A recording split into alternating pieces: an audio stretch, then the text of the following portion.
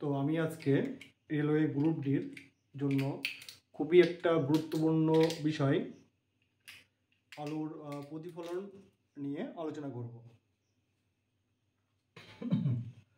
তো প্রথমে আমরা জেনে নেব আলুর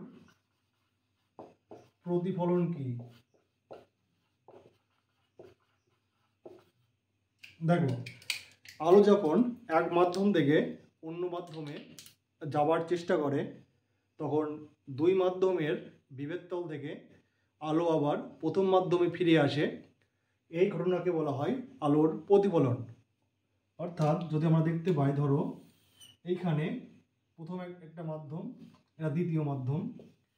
আলো যদি প্রথম মাধ্যম থেকে দ্বিতীয় মাধ্যমে যাওয়ার চেষ্টা করে তা দুই মাধ্যমের বিভেদতল এবি থেকে আলো আবার যদি প্রথম মাধ্যমে ফিরে আসে তবে এই ঘটনাকে বলা হয় আলোর প্রতিফলন।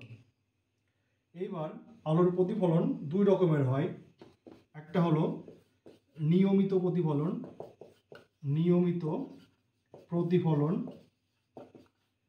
আর একটা হলো বিক্ষিপ্ত প্রতিফলন।